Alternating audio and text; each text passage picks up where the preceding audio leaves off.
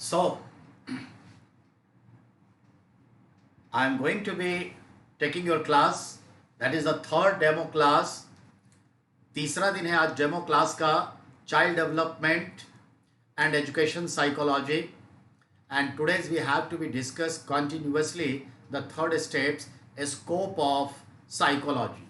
तो हम scope of psychology की बात करेंगे जिसमें हम 1 से 7 तक बता चुके थे आपको. अब 7 से आगे बढ़ना है. 8वां है प्रयोगात्मक मनोविज्ञान जिसको हम कहते हैं एक्सपेरिमेंटल साइकोलॉजी. फिर आता है आपका बाल मनोविज्ञान,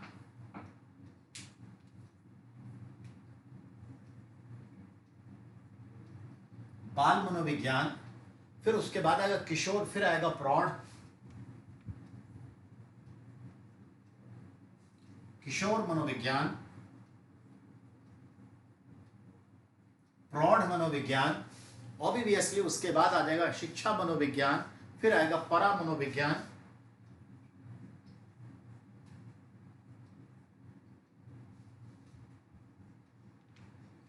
परा मनोविज्ञान.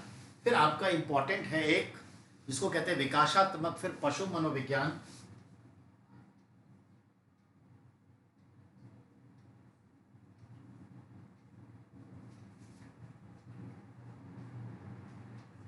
पशु मनोविज्ञान. पशु मनोविज्ञान के बाद आपका आ जाता है जिसे कहते हैं संज्ञानात्मक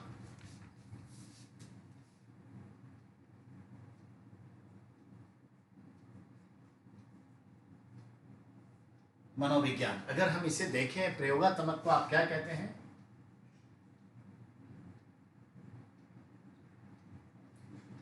एक्सपेरिमेंटल साइकोलॉजी. एक बार लिख देता हूं.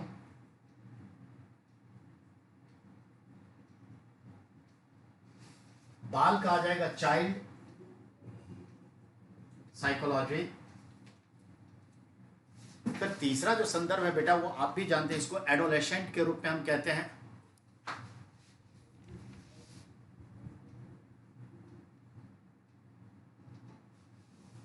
साइकोलॉजी. फिर आ जाता है आपका प्रौढ़ के लिए एडल्ट यूज करेंगे, एडल्ट साइकोलॉजी. फिर अगला आपका है शिक्षा, एजुकेशनल.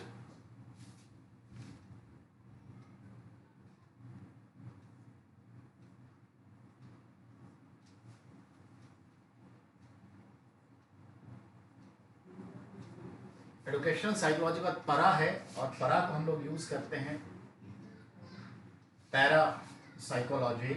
विकासात्मक को हम लोग डेवलपमेंट कहेंगे.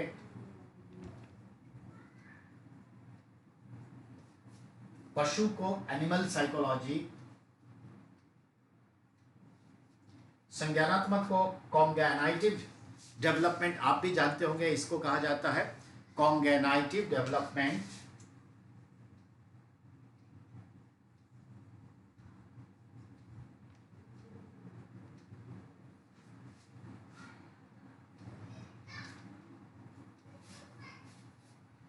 ये आपका है. कल हमने 1 से 7 पर ध्यान दिया था. आज 8, 9, 10, 11, 12, 13, 14, 15, 16 ये 9 जो है उस पर ध्यान देंगे. तो जरा देखते हैं, कुछ भी ज़्यादा नहीं है, इसको जस्ट अंडरस्टैंड करना है. प्रयोगात्मक मनोविज्ञान एक्सपेरिमेंटल साइकोलॉजी से मेरा अभिप्राय ये है कि इसका एक सैद्धांतिक पक्ष होता है. क्या होता है? एक सैद्धांतिक पक्ष होता है जिसको हर चीज़ों की पुष्टि करता है, एक फीडबैक आता है. एक्सपेरिमेंट करके एक सिद्धांत तैयार करते हैं और उसका फीडबैक उसके जैसा बिहेव होने पर फीडबैक मिल जाता है. जैसे कोई आदमी एक मशीन बनाता है और वो एक सिद्धांत पर काम करता है और जब वो उसे रियल में यूज़ करने के लिए शुरुआत करता है तो एज इट इज़ अगर सब कुछ ठीक है तो कहता है कि ये सिद्धांत की पुष्टि करता है. तो ये चीज़ है. तो ये है आपका. अगला जो है बाल मनोविज्ञान. आप भी जानते हैं बाल्यावस्था में होने वाले क्रमिक विकास, व्यक्तित्व संबंधी विशेषता और मनोदशा का अध्ययन होता है. जो बच्चों का जो ग्रोविंग पीरियड होता है बहुत ही फास्ट होता है किशोरा अवस्था तक. हालांकि सबसे ज़्यादा फास्ट टीन एज है. तो वो कोई इश्यू नहीं है, लेकिन मेरे कहने का मतलब ये है कि किशोरा अवस्था तक जो है देखते हैं, यानी आप कह लें 13 साल से पहले की स्थिति, तो जन्म से लेकर 13 साल के दरमियान बच्चों की बहुत सारी विशेषताएं देखते हैं बहुत जल्दी डेवलप्ड होकर परिवर्तित होकर सामने आ जाती है, दृष्टिगोचर होती है। तो इन दैट रिस्पेक्ट हम जो कहेंगे तो यही चीज़ है कि बाल अवस्था में होने वाले जो क्रमिक विकास हैं वो व्यक्तित्व संबंधी विशेषताओं और उसकी मनोदशाओं को बताता है। तो बाल्य अवस्था पर पूरा फोकस होता है। अब आते हैं किशोरावस्था। किशोरावस्था को अगर देखें हम तो व्यक्तित्व संबंधी विशेषताओं, समायोजन संबंधी विशेषताओं और उसकी कठिनाइयों पर ध्यान देते हैं। जब आप देखें, मेरा लड़का अभी जो है 11 साल कंप्लीट करेगा अभी 1 नवंबर को, और 12वें साल में एंट्री लेगा। बिल्कुल ट्रांजिट फेज है, अब उसमें से बचपना भी नहीं निकल रहा है, और जो किशोरावस्था के लक्षण हैं वो हल्के से प्रकट हो रहे हैं। वो बीच की कड़ी है इसका, ये 2 साल।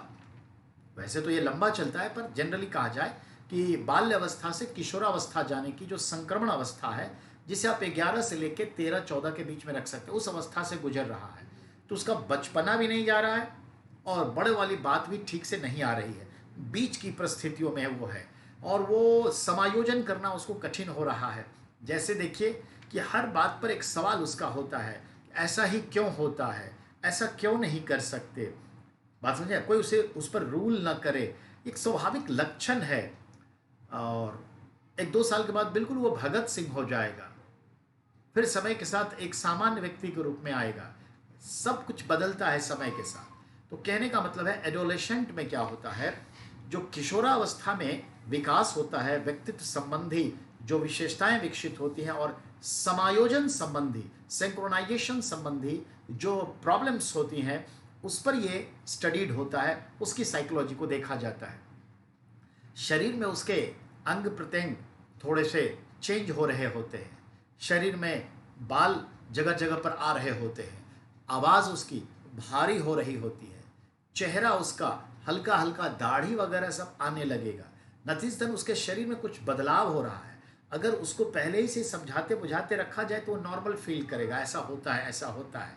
अगर नहीं तो उसे अजीब सा लगेगा, खुद से एक घृणात्मक स्थिति में आएगा, अलग रहने की कोशिश करेगा, उसे अपनी कुरूपता नजर आएगी, क्योंकि 1-2 साल जो है वो दाढ़ी वाड़ी बढ़ जाना, थोड़ा नाक मोटा हो जाना, ये सब चीज़ें, आवाज़ भारी हो जाना, थोड़ा अलग सा लगेगा, तो उसे इन्फ्रिटी भी फील होती है। लेकिन अगर उसको हम, और सब जगह जो है वो समायोजन करने की स्थिति में नहीं होता, तो बहुत सारे बदलाव होते रहते हैं, बहुत सारी चीज़ों से इफेक्ट होता रहता है, तो समायोजन करने में कठिनाई होती है। To maintain synchronisation, that is a problem. तो इस साइकोलॉजी को समझने का खास करके अध्ययन किया जाता है। उसके बाद आपका आता है एडल्ट साइकोलॉजी। जब टीन एजर से क्रॉस करके 18 वर्ष या 21 वर्ष पूरा कर लेता है, तो देखते वृद्धि तो हल्की फुल्की होती रहती है, लेकिन एक पैमाने के तौर पर देखा जाए तो अब वो एक तरह से परिपक्व हो चुका है, शारीरिक रूप से भी और मानसिक रूप से। तो धीरे धीरे, हम तो आज भी परिपक्व नहीं हुए हैं, देखा जाए तो कुछ ना कुछ रोज़ सीखने का मौका मिलता है, गलतियों से सीखते हैं हम। तो ये चीज़ें बच्चे कहते भी हैं कि बादाम खाने से बुद्धि नहीं बढ़ती, ठोकर खाने से बुद्धि बढ़ती है। बात दोनों सही है, हम कह सकते हैं इसको। लेकिन कहने का मतलब ये है कि जो एडल्ट साइकोलॉजी है उसके बारे में ये है कि विकास और वृद्धि संबंधी जो विशेषताएं हैं कैसे समायोजित हो जाती है, ये मेरे तात्पर्य है। अब है एजुकेशनल साइकोलॉजी। अगर एजुकेशनल साइकोलॉजी को देखें तो शिक्षार्थी का व्यवहार कैसा होना चाहिए, और सीखने और सिखाने का मनोविज्ञान कैसा होना चाहिए, और सीखने सिखाने की क्रिया में अगर देखा जाए तो परिसंपत्तियों आदि की किस तरह से नियोजित और संग्रहित किया जाए जिससे शिक्षण अधिगम का उद्देश्य सर्वोत्तम तरीके से संभव हो सके। कहने का मतलब ये है कि हमें किस प्रकार की परिस्थितियां बनाए रखनी चाहिए या तैयार करना चाहिए जिसकी वजह से सीखने और सिखाने की जो प्रक्रिया है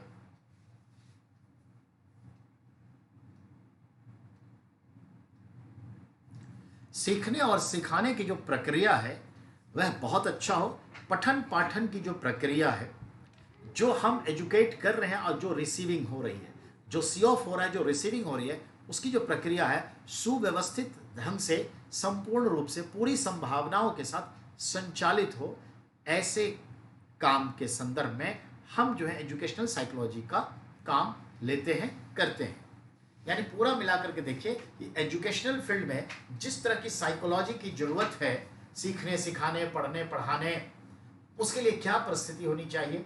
जैसे कहते हैं ना, स्कूल में एक माहौल होता है, बच्चे जल्दी सीखते हैं, डिसिप्लिन होता है बच्चों बच्चों को। घर में देखिए माहौल होने पर तो ठीक है, अगर माहौल थोड़ा भी लूज है तो बच्चे पढ़ने में मन नहीं लगाएंगे, क्योंकि उनके पास एक ऑप्शंस हैं।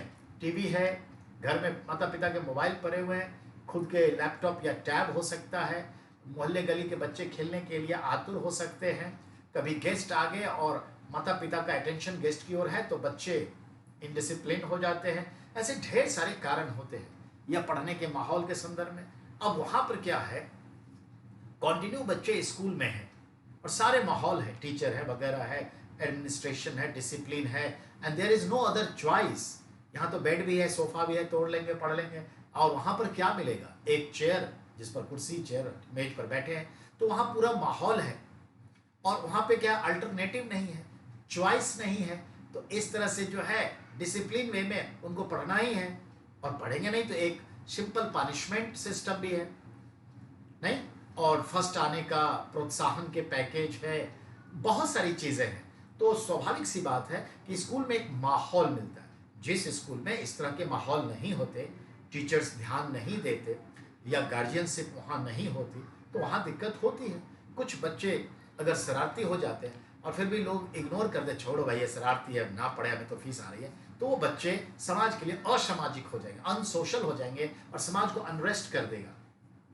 तो कहने का मतलब ये है कि हमें वो परिस्थितियां पैदा करनी चाहिए जिसमें सीखने और सिखाने की जो प्रक्रिया है सरल हो और 100% संभावनाओं को व्यवस्थित किया जा सके। तो इसके लिए एजुकेशन साइकोलॉजी होती है। चलिए अब आप बात करते हैं आगे। एक है परामनोविज्ञान।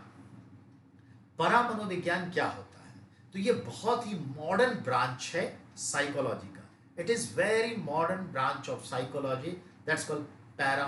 जैसे पैरा एबनॉर्मेलिटी होती है ना, तो ऐसे पैरा साइकोलॉजी है। वो क्या होता है, तो देखा जाए तो किसी किसी को ये उसका दिमाग पहले ही भ्रांतियों में या फिर प्रिजुडाइज कर लेता है, या परसेप्शन बहुत अच्छा हो जाता है कि क्या होने वाला है, या तो उसके साथ या आसपास के लोगों के साथ या देश के भीतर। तो इसको कहते हैं किसी सदस्य पर कोई विपत्ति आने पर पता लग जाना, आने वाली दुर्घटनाओं का पहले ही पता चल जाना, पूर्वानुमान लग जाना, पूर्व जन्मों की कोई बात याद आ जाना, अगला जन्म कौन किसका कहाँ होगा उसका। इस तरह से ये देखते हैं असाधारण परिस्थितियां हैं। तो इस असाधारण परिस्थितियों में जिन्हें सुलझाने का प्रयास किया जाता है, राजस्थान विश्वविद्यालय इस परामनोविज्ञान में बहुत ज्यादा काम किया हुआ है।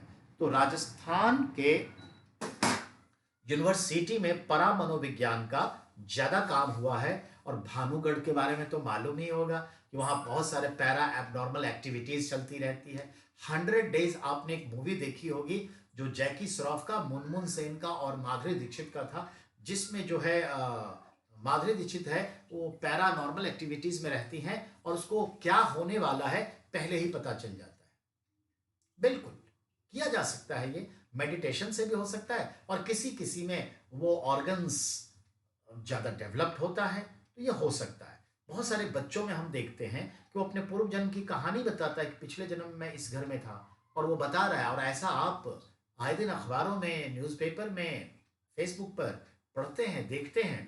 तो होता है कि पूर्व जन्म की कहानी अभी भी उसको याद होता है। तो ऐसे सम पैरानॉर्मल एक्टिविटीज बना रहता है, तो उसको कैसे सुलझाया जाए, दैट इज इंपॉर्टेंट। अब आते हैं आप विकासात्मक मनोविज्ञान यानी डेवलपमेंट साइकोलॉजी। ये क्या होता है, तो हम और आप सब जानते हैं कि गर्भधारण से लेकर के, बालक के जन्म से लेकर के वयस्क होने तक और उसके आगे जो वृद्धि के क्रम जारी रहते हैं, शारीरिक ना सही तो शारीरिक बदलाव तो होता है, भले वो वृद्धि हो या जो भी हो। प्लस बहुत मिनिमाइजेशन में होता है, लेकिन मानसिक रूप से हम धीरे धीरे मृत्यु दम तक बहुत कुछ सीखते हैं। क्यों? क्योंकि हमारी अलग अलग गतिविधियां अलग अलग समयों पर होने से रिएक्शंस भी डिफरेंट होते हैं। तो हमारा जो रीथिंकिंग है, रीएनालाइसिस है, वो अलग होता जाता है। 30 साल में हमारा अनुभव कुछ और था जीवन के प्रति, 40 साल में मेरा अनुभव कुछ अलग रहा, आज 50 साल का मैं हूं और मेरा अनुभव बहुत ही डिफरेंट है। हो सकता है 60 साल की उम्र में मेरा अनुभव और भी परिपक्व होकर के आ जाए सामने। तो देखा, हर समय में क्योंकि परिस्थितियां अलग होंगी हमारे साथ, जलवायु भले ही एक हो पर जलवायु में भी बहुत ही माइक्रो लेवल पे बदलाव होते हैं, जिसका हमारा शरीर अनुकूलन करता रहता है, अडाप्टेशन करता रहता है। तो ये चीज है। अब मुझे ठंड लगी तो देखिए मैंने अभी एसी बंद कर दिया, कि एक्सट्रीम है और ये अनकंफर्ट है, तो मैंने एसी बंद कर दिया क्योंकि बाहर का माहौल थोड़ा क्लाउडी है, नहीं? तो मैंने बंद कर दिया। लेकिन जैसे ही 5-7 मिनट गुजरेगा, फिर थोड़ा हीट फील होना शुरू हो जाएगा, उमस, यानी, तो हम क्या करेंगे? फिर से एसी को ऑन करेंगे। देखा आपने? तो हम अनुक्रिया कर रहे हैं ना, अकॉर्डिंग टू एटमॉस्फेयर। तो ये चीजें, तो ये अनुभव है। तो ध्यान रखना। तो मनुष्य के जन्म से लेकर मृत्यु तक में बहुत सारी गतिविधियों में बदलाव होता है। तो व्यवहारिक बदलाव स्वाभाविक है। अब इसे हम डेवलपमेंट के क्रम में देखें तो ये मानसिक रूप से विकास ही है। शारीरिक रूप से एक अवस्था तक जाकर के शारीरिक विकास स्थिर हो जाता है। उसके बाद टूट फूट मरम्मत ये अलग चीजें हैं। लेकिन मानसिक रूप से आदमी, मेरा ख्याल है, मृत्यु दम तक अ, विकास ही होता रहता है, नए नए अनुभव एनालिसिस करता रहता है। ठीक है ना? तो ये ध्यान रखें। तो उसको क्रमबद्ध अध्ययन करना जरूरी होता है। अभी देखा नहीं आपने, गर्भाधारण के समय, जन्म लेने पर, तो ये चीजें, फिर बाल अवस्था, फिर एडोलेशेंट है, फिर आपका एडल्ट है, फिर उसके एजुकेशन साइकोलॉजी है, फिर आप देखिए डेवलपमेंट पूरा चक्र देख रहे हैं। अब है पशु मनोविज्ञान। क्योंकि मनोविज्ञान सभी प्रकार के जीवन जीने वाले पशु पक्षी मानव के ऊपर अध्ययन है, उसकी क्रियाओं का, व्यवहार का अध्ययन है। तो पशुओं के लिए भी तो होता है। अब देखिए ना, क्यों नहीं हो?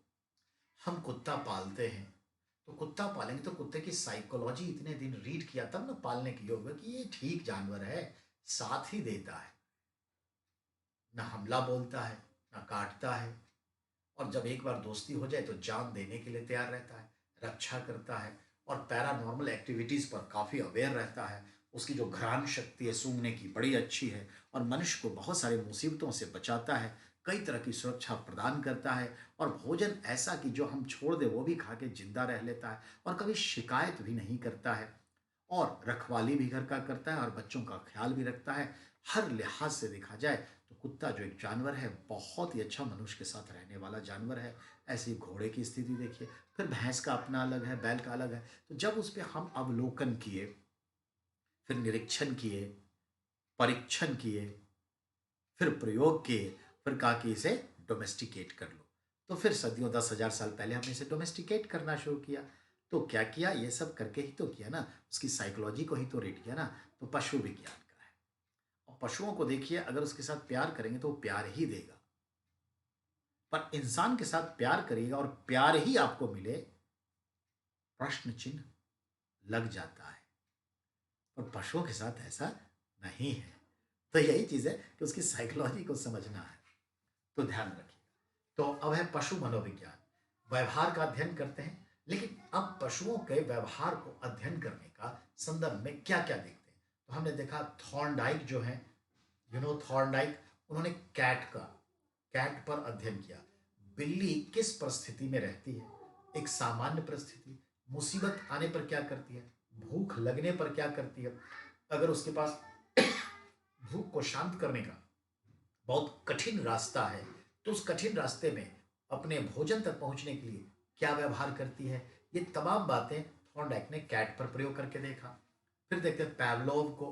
पैवलोव ने कुत्तों पर इस चीज को आजमाया, कैसे कुत्ते का लार टपकता है, किस तरह से कुत्तों ने अपने भोजन तक पहुंचने के लिए काम किया, कैसे उसमें जो है एक अलग बुद्धि विकसित हो गई। तो ये चीजें हैं। उसी तरह से स्कीनर है। स्कीनर ने जो है, आप भी जानते हैं, रैट पे और पीजन पे, चूहों पर और कबूतरों पर भी अध्ययन किया। कोहलर जो है वो चिंपांजी पे, काफका जो है चिंपांजी पे अध्ययन किया। तो कोहलर, काफका, चिंपांजी।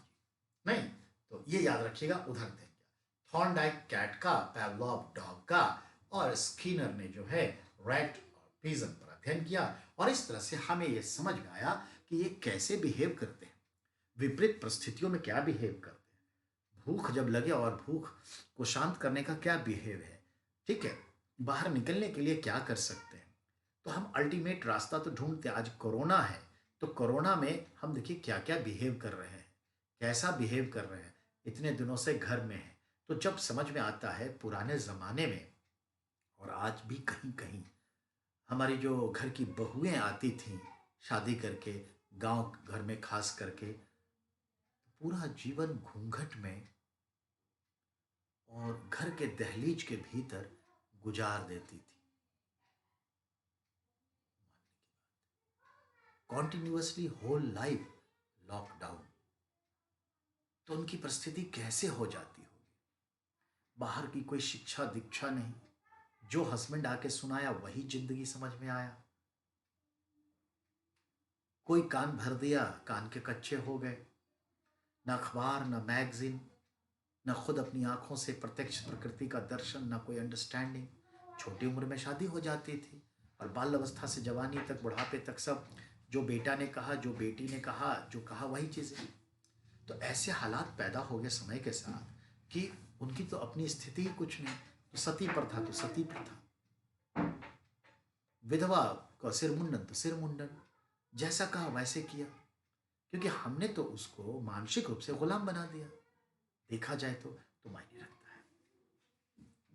तो याद रखना है, पशु विज्ञान के संदर्भ में आपने देख लिया। अब पशु विज्ञान का देखें तो एक दूसरे के व्यवहार जनित अनुक्रियाओं की तुलना करना भी होता है, कि मनुष्य कैसे अनुक्रिया करता है, जानवर कैसे अनुक्रिया करता है, जानवर जानवरों के बीच में क्या फर्क है, और इंसान और जानवर के बीच का क्या फर्क है, और इंसान और जानवर में क्या सिमिलैरिटीज है। चिंपांजी कितना सिमिलर्स है, जिन के आधार पर चूहे से हमारा जिन कितना मिलता है, कुत्ते मनुष्य के साथ रह के ज्यादा खुश कैसे रहते हैं। तो ये चीजें हैं, बात समझ आई। अब पीजन कबूतर है, वो पक्षी है, उसका हमारी लाइफ से क्या है। तो सब में देखते हैं कुछ ना कुछ अपने अनुकूलन के लिए, अपनी सुरक्षा के लिए, अपनी भूख मिटाने के लिए कुछ ना कुछ बुद्धि जन्म ले लेता है, ठीक है ना। तो ये चीज़ें याद रखिए। आज ही देखिए कि जब हमने, आज नोटबंदी हो गई, आज हम कह रहे हैं कि लॉकडाउन हो गया, इकोनॉमी सारी चौपट हो गई, और बहुत सारे लोग ऐसे हैं जो अपने अनुकूलन को बनाए रखने के लिए, कोई अपने लाइफ स्टाइल को बनाए रखने के लिए, तो कोई भूख के लिए। नहीं, अब देखिए ना, कोई बहुत खा लेता है तो दौड़ मार रहा है, कोई खाता, ठीक है, तो उसके लिए दौड़ लगा रहा है कि कहीं रोटी मिल जाए। मायने रखता है, तो बहुत मायने रखता है इन चीजों के लिए, तो ध्यान में रखेंगे। Just a minute.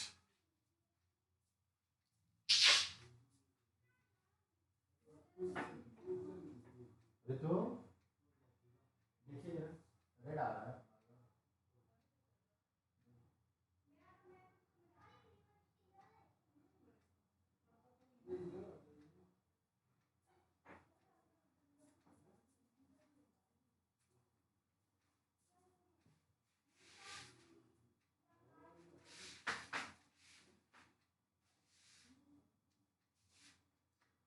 तो मैं वही कह रहा था बेटा कि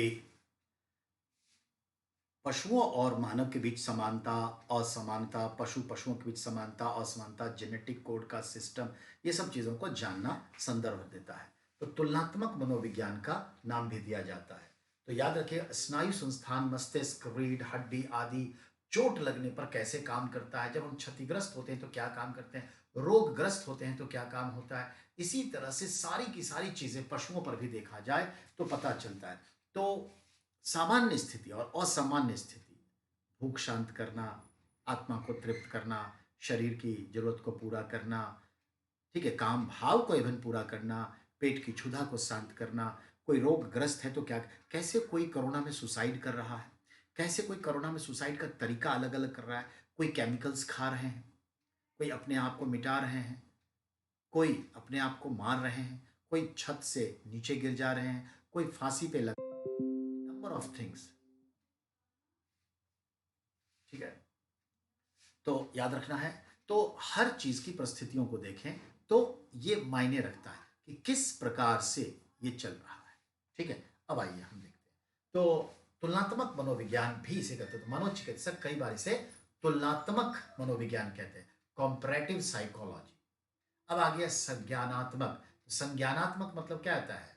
संवेदनशीलता, कॉग्निटिव। तो देखिए जरा, कॉग्निटिव डेवलपमेंट। तो इसमें हम देखते हैं उद्दीपन अनुक्रिया जैसी यंत्र चालित क्रियाएं नहीं मानते और ना ही इसे आदत या अनुबंध के प्रतिफल के रूप में स्वीकार करते हैं, बल्कि इसे हम, ठीक है, पूरी तरह सोची समझी ज्ञानात्मक क्रिया का परिणाम मानते हैं। मानव व्यवहार में मस्तिष्क की विकसित शक्तियों, अनुभव, विवेक का अंतर्दृष्टि का उपयोग होता है। यानी सबसे पहले तो ये समझ लें कि जो संज्ञानात्मक क्रिया है, जिसे हम संज्ञानात्मक क्रिया कहते हैं, यानी कि जो उद्दीपन, स्टिमुलेशन होता है हमारे बॉडी में, तो स्टिमुलेशन होने के पीछे हमारी जो हैबिट है वो है, या उसके पीछे कुछ रीजन है। तो हैबिट तो तब होती है ना जब हमारे अंदर में एक सिद्धांत मौजूद है। तो स्टिमुलेशन को यहां संदर्भ में देखें तो इसे मनोविज्ञान ने क्या माना है कि एक सोची समझी, शारीरिक रूप से संचालित मानव व्यवहार जो मस्तिष्क में विकसित होता है और शक्ति, अनुभवों पर, विवेक पर आधारित अंतर्दृष्टिकोण से संचालित होता है, उसको स्टिमुलेशन के तौर पर हम देखते हैं संज्ञानात्मक। ये ध्यान रखिए, ये अपने आप में एक हैबिट नहीं है, ये आदत है, जैसा आदत दे दो ऐसे चलेगा, नहीं, आदत से चलने वाला नहीं होता। तो संज्ञानात्मक हैबिट नहीं है, उसे जो ठीक लगेगा। जैसे मैं आपको बता दूं कि बचपन में आपने बच्चों को एक हैबिट दे दिया और बच्चे वही करते रहेंगे, असंभव, क्योंकि समय बदलते ही होगा। अब जैसे देखिए, बच्चे को जैसे रोता है तो आप गाना गाते हैं, लल्लैबी करते हैं, धीरे धीरे शांत हो जाता है। लेकिन 6 महीने के बाद उसी लल्लैबी से 6 महीने के बाद उसी लल्लैबी से बच्चे शांत नहीं होते, क्योंकि उसके अंदर में जो है शारीरिक और मानसिक रूप से विकास का क्रम जारी है। तो अब जो है वह चीज, उसकी आदत पीछे छूट गई है, अब नए अनुक्रिया के संदर्भ में होता है। तो ये ध्यान में रखना है। ठीक है, तो ठीक वैसे ही किशोरावस्था में जिस प्रकार से किसी बच्चे को आप शांत कर सकते हैं, युवा अवस्था में वैसे शांत नहीं कर सकते। हैबिट होता तो उसी से शांत हो जाता। जैसे बच्चा जब रोता है और चॉकलेट की उसकी हैबिट होती है, चॉकलेट दिया वो शांत हो गया, लेकिन क्या किशोरावस्था में कोई चॉकलेट से शांत होगा? नेवर। तो क्या यह आदतन है, ये अनुक्रिया, ये जो उद्दीपन है आदतन है? अब उसे चॉकलेट ऐसे हम दिखाएंगे चॉकलेट, तो क्या आपको लगता है कि उतना ही प्यार आपको आपसे करने आ जाए? नेवर, कोई जरूरत नहीं है। अब पापा आप खा लीजिए। क्यों? क्योंकि उसका स्टिमुलेशन अलग तरह से अब हो रहा है। तो ये रटी रटाई विधि सम्मत चीज नहीं होती। इन सब के पीछे हमारे शरीर में, बालकों के शरीर में ऑटोमेटिकली जो है एक पर्टिकुलर केमिकल्स रिएक्शन समय समय पर होता रहता है। उसी से बाह्य वातावरण में हमें यह अभिक्रिया, उद्दीपन दिखाई देता है। तो ये चीज है। जैसे हम एक बार ऐसे हम आंख के सामने में ऐसे करेंगे, तो मैं आंख बंद करूंगा 2 बार, 3 बार, 4 बार, कर लिया, लेकिन क्या यही रहेगा? नहीं, फिर मुझे हैबिट हो जाएगा। उसके बाद आप करिएगा अभी तो हमको कोई फर्क नहीं पड़ेगा। समझ में आई बात? लेकिन जैसे ही मच्छर आएगा, ऑटोमेटिकली जो है अपने को वो सिक्योर करेगा। समझ में आई बात? ये चीज है। तो याद रखना, ये अनुक्रिया, उद्दीपन बिल्कुल केमिकल, रासायनिक रिएक्शन के तहत होता है। ये ध्यान में रखने की चीज है। ठीक है ना? अब आगे तो संज्ञानात्मक जो है ये चीजें हैं। अब संज्ञानात्मक के बाद जो हम देखें परिस्थितियों के अनुकूल, तो अब देखते हैं हम इसके बाद क्या है। अब आइए, सैन्य मनोविज्ञान है, कानून मनोविज्ञान है, उस पर बात करें।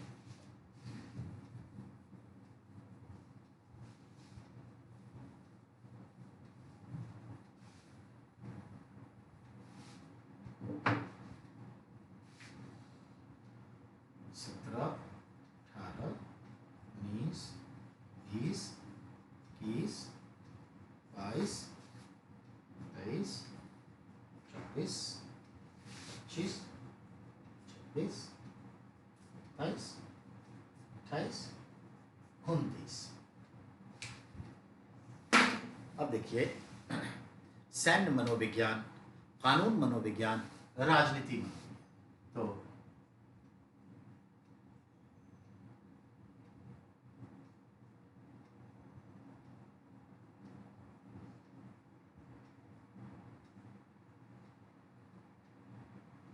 ठीक है, तो सैन्य हो गया, कानून, राजनीति,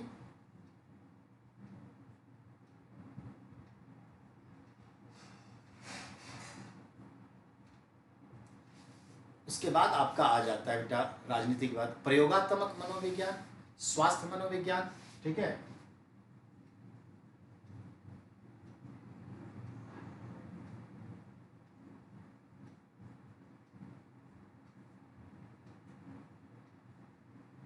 स्वास्थ्य मनोविज्ञान। फिर आता है आपका क्रीड़ा मनोविज्ञान,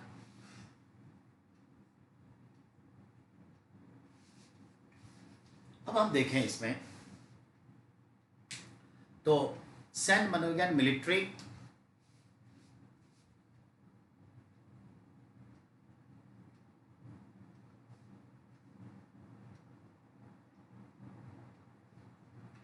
कानून में देखें तो लॉ, जिसको आप देखा जाए तो लॉ कहिए या लीगल कहिए, एक ही बात आएगा, लॉ। राजनीति, पॉलिटिकल साइकोलॉजी, प्रयोगात्मक,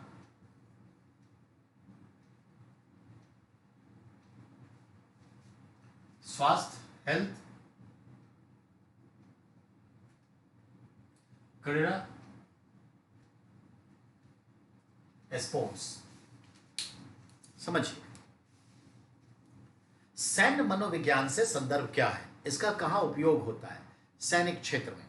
सैनिक क्षेत्र में सबसे पहले तो यह होता है कि किसी भी सेना की, किसी भी पर्सनल बॉडी की, सेना की, सिपाही का, नौजवान का, अधिकारियों का, सैनिक बलों का योग्यता क्या है, उसकी कुशलता किसमें है। तो जिसमें सबसे ज़्यादा उसकी योग्यता होगी, उसी चीज़ को उसे बार बार किया जाए तो उसमें कुशलता उसको हासिल होगी। जिसमें उसकी एलिजिबिलिटी होगी, उसी में उसका स्किल्ड होगा। तो बार बार एक ही काम करने से वो स्किल्ड हो जाएगा। जैसे हमने 2012-13 में माउंटेन कोर, हमने अपनी इंडियन मिलिट्री का एक माउंटेन कोर आर्मी बनाया, जो पहाड़ों में युद्ध के लिए, क्योंकि हमारे यहाँ तो हिमालय है और दुश्मन तो चीन से ही है, तो और ITBP वाला क्षेत्र में है, तो माउंटेन कोर स्पेशली जो है, स्पेशल हमारे जो है मिलिट्री मैन है, जो पहाड़ों में लड़ने के लिए, गोरिल्ला वॉर के लिए या पहाड़ों में लड़ने के लिए उपयुक्त है। समझ में आई? तो स्पेशलाइज्ड है। और सेना में ये चीज है कि हौसले हर स्थिति में कैसे बुलंद हो, शत्रु के हर एक प्रोपेगेंडा को कैसे जवाब दिया जाए, अफसरों में कुशल नेतृत्व क्षमता कैसे विकसित की जाए, सैन्य संचालन और सैन्य कुशलता प्रबंधन को कैसे समायोजित किया जाए, और हर स्थिति में जोश कम ना हो, हाउ द जोश, ये सिस्टम हो। हम मर रहे हैं फिर भी बतरास बने हुए हैं, नहीं कारगिल, टाइगर हिल्स। तो मायने रखता है बेटा कि हमारे राजपूतों में ये चीज देखा गया है कि ऐसे लिखे गए हैं कि सिर धड़ से अलग है फिर भी लड़ रहे हैं।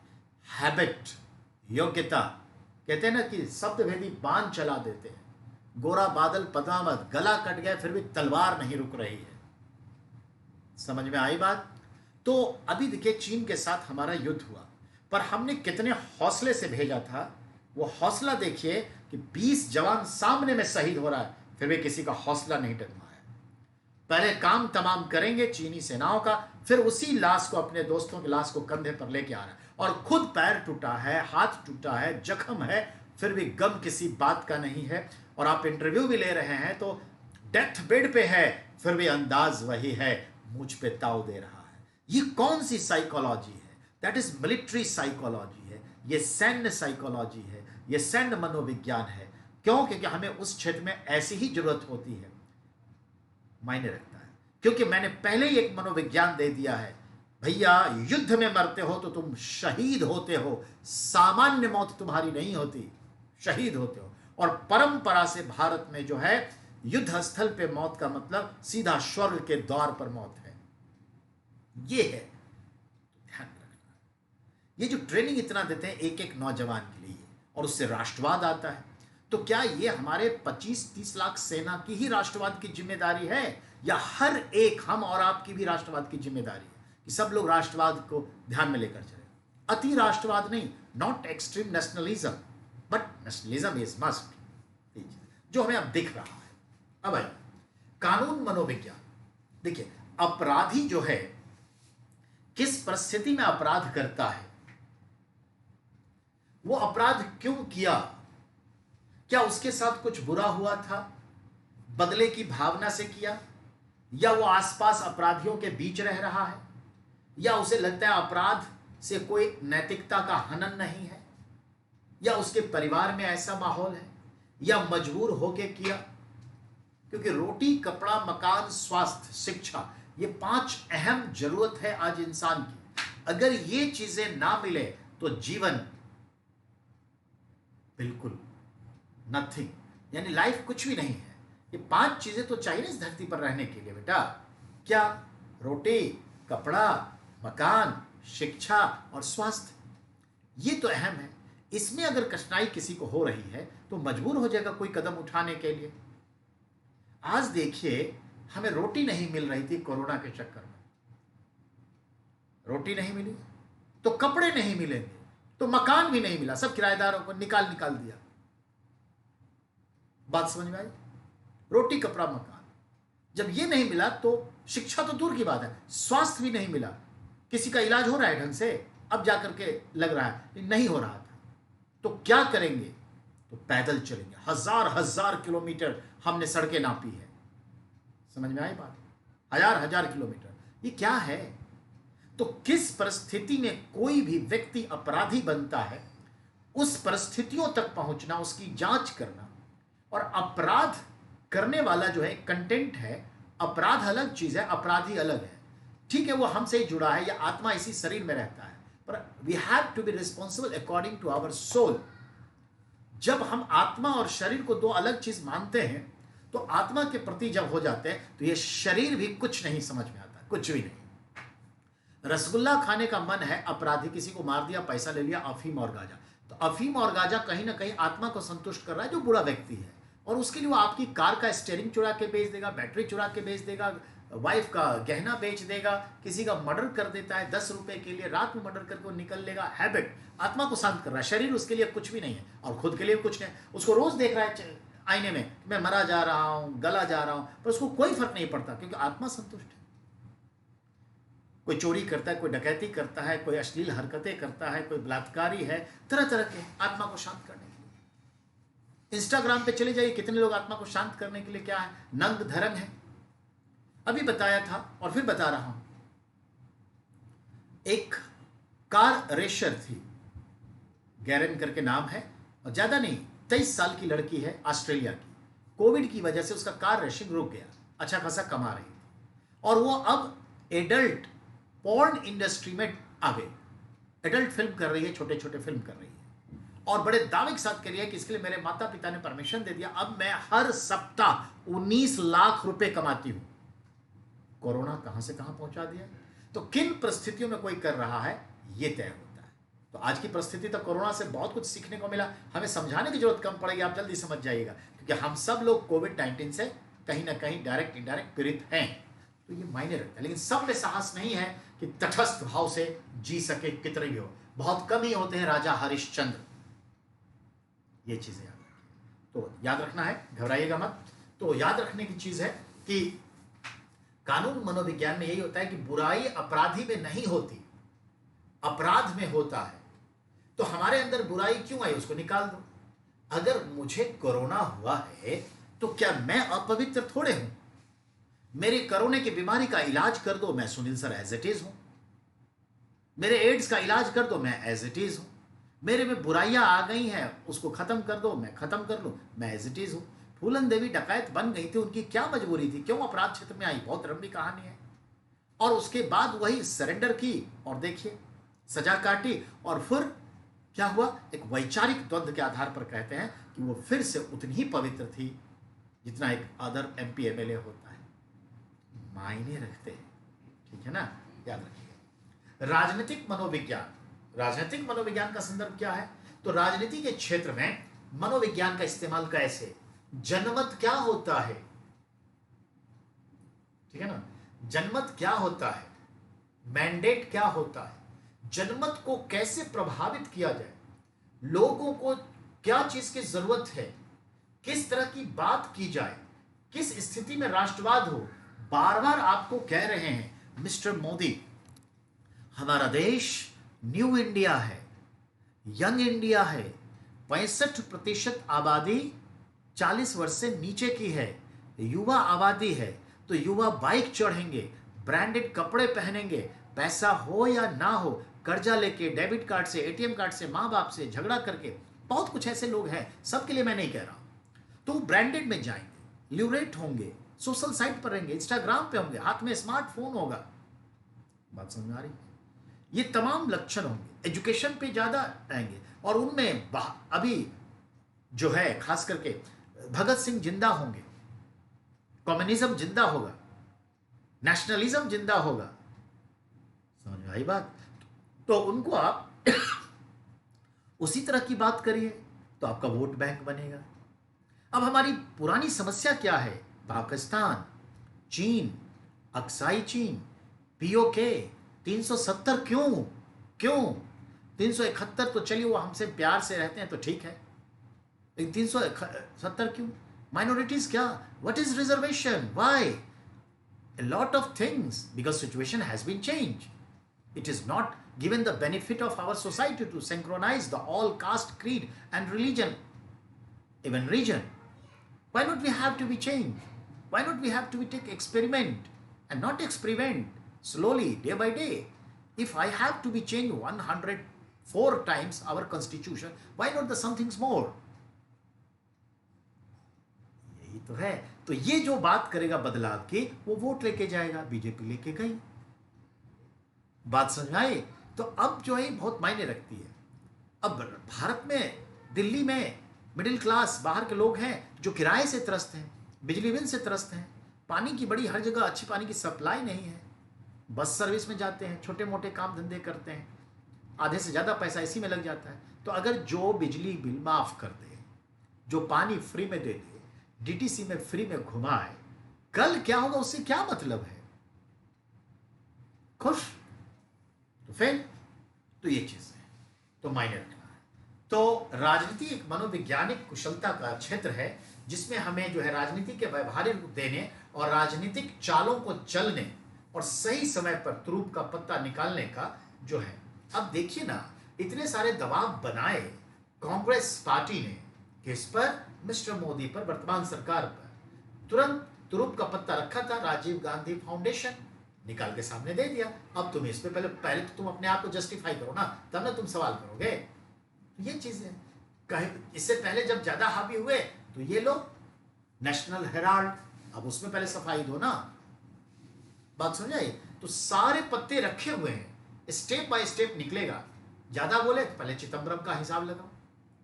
अब अहमद पटेल ज्यादा किया तो अहमद पटेल का 12 घंटे पूछताछ हो रही है।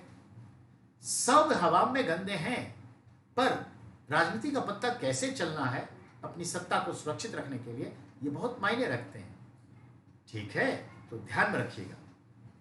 तो जनमत क्या है, जनमत कैसे, प्रचार क्या करना है, सुझाव क्या देना है, समूह।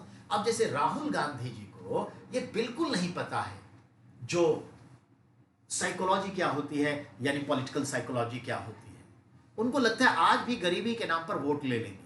अरे भैया, 60 साल तक गरीबी के नाम पर आप वोट ले लिया और गरीब गरीब ही रह गए, चेंज नहीं हुआ।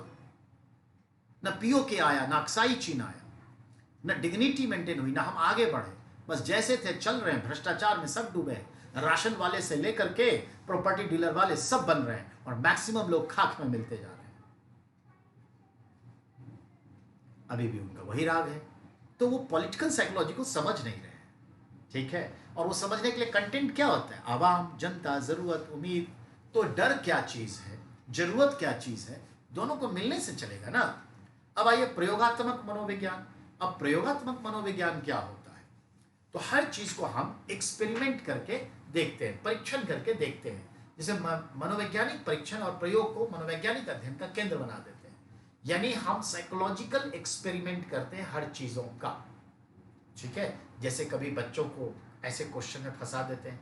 देखिए इसका जवाब क्या होता है, रिएक्शंस क्या होता है, तो पता चलता है कि इसका अभी ये भाव है।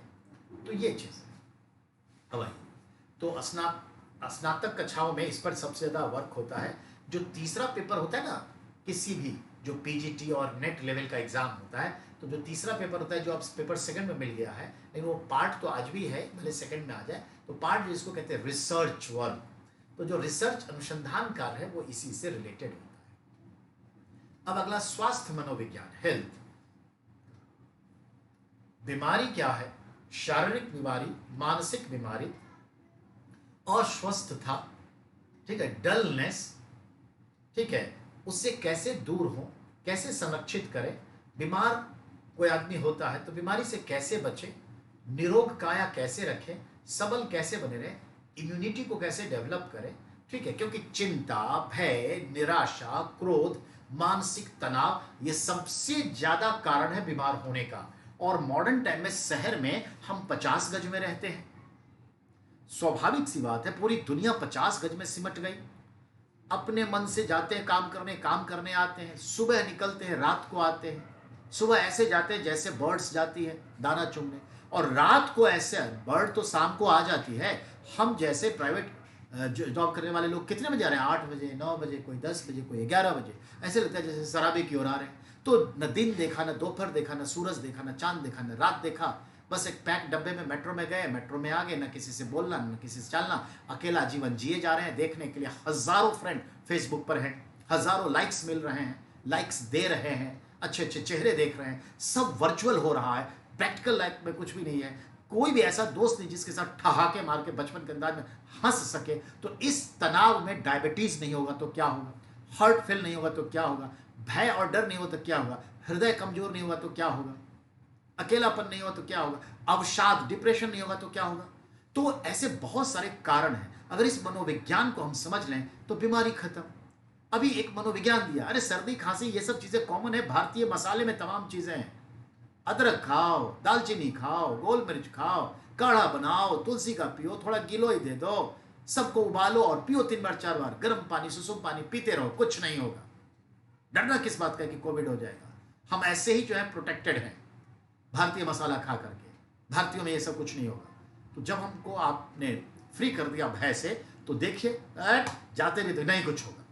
तो ये जो चीज है तो वो हमारे सेल्स को, हमारा माइंड हमारे सेल्स को एक्टिवेट रखता है। और जोश, यही तो चीज है। कोई डल बैठा रहता है, कोई जोश नहीं, किसी को जोश दे दीजिए। देखिए बाहुबली था, और बाहुबली में कौन था, एक देवसेना का कोई मामा चाचा कौन रखता है, तो क्या कहता है, जो भी नाम हो, हमने तो बाहुबली कहता है ना, यही क्षत्रियों का समय है, जो लोगों की रक्षा करे वो क्षत्रिय। और देखते हो एक छोटा सा चाकू से थोड़ा साहस लिया, मार दिया। ये मत सोचिए वो फिल्म है, हमें उसके थीम को पकड़ना है, थीम हमें लेना है, और वो जोश क्या न करवा दे।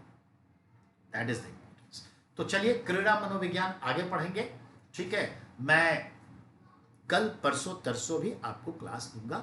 आज 29 है, 30 तारीख कल भी आपकी क्लास लगेगी, मैं स्ट्रीमिंग करके आपको बताऊंगा, ठीक है। आप सभी को बहुत बहुत धन्यवाद। और अब जो है this is the 3rd days.